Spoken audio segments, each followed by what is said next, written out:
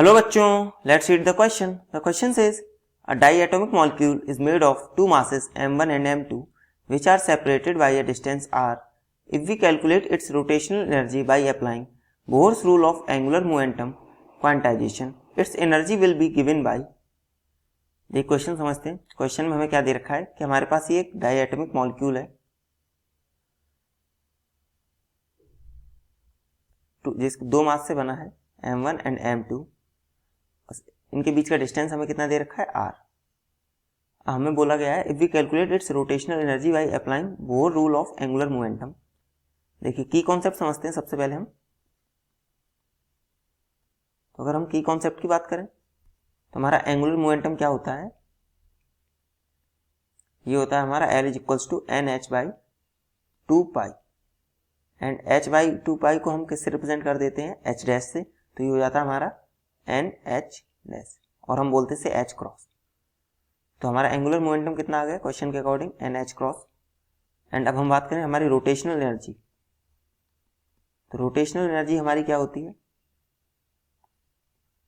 ये होती है हमारी L²/2I and I is the moment of inertia of the system. तो इस कॉन्सेप्ट को यूज करते हुए हम इस क्वेश्चन को सॉल्व करेंगे। हम L की वैल्यू यहाँ पे पुट करेंगे और I हम कैलकुलेट करके यहाँ पे पुट करेंगे तो हमें हमारा रोटेशनल एनर्जी मिल जाएगी। देखिए क्वेश्चन को सॉल्व करते हैं।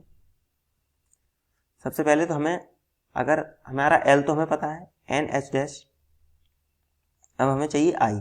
तो I के लिए हम क्या करेंगे, देखिए ये किसके अबाउट रोटेट करेगा, ये करेगा सेंटर ऑफ मास के अबाउट। तो सेंटर ऑफ मास अगर हमने यहाँ पे मान लिया ये हमारा R1 डिस्टेंस, ये हमारा R2 डिस्टेंस। तो R1 डिस्टेंस हमारा क्या हो जाएगा, सेंटर ऑफ मास से हम जानते हैं ये हो जाएगा हमारा m2r/m1 + m2। इसी तरह हमारा R2 डिस्टेंस क्या हो जाएगा, ये हो जाएगा m1r/m1 + m2। वहीं अगर हम बात करें मूवमेंट ऑफ इनर्शिया की तो I ऑफ सिस्टम क्या हो जाएगा, ये हो जाएगा हमारा m1r1² + m2r2²। हम वैल्यू पुट करेंगे R1 की वैल्यू हमने क्या कैलकुलेट की है, m2r/m1 + m2 का होल स्क्वायर प्लस m2r2 का whole square which is m1r/m1 + m2 का होल स्क्वायर।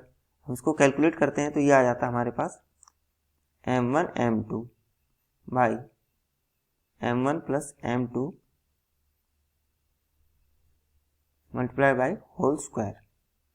अब हम रोटेशन एनर्जी, हमारा फॉर्मूला क्या था जो हमने पीछे देखा था, हमारा आई सिस्टम हमें मिल चुका है। तो रोटेशनल एनर्जी क्या होती है हमारी, ये होती है L²/2I। L की जगह हम पुट करेंगे NH डैश। तो ये हो जाएगा हमारा NH डैश का whole square divided by 2I system. I system हमने क्या निकाला है, m1m2/m1 + m2 इंटू r²। तो यहाँ से हमें मिल जाएगा n² h cross square multiply by m1 + m2 divided by 2m1 m2 multiply by r²। तो ये हो जाएगी हमारी रोटेशनल एनर्जी। तो करेक्ट ऑप्शन हमारा कौन सा हो जाएगा, करेक्ट ऑप्शन हो जाएगा हमारा option D. Option D will be the correct answer, m1 + m2 multiply by n² h² upon 2m1 m2 r²।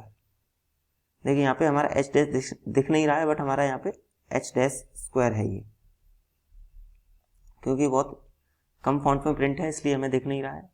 Therefore the correct answer for this question is option D. Hope you understood it well. Best of luck. Thank you.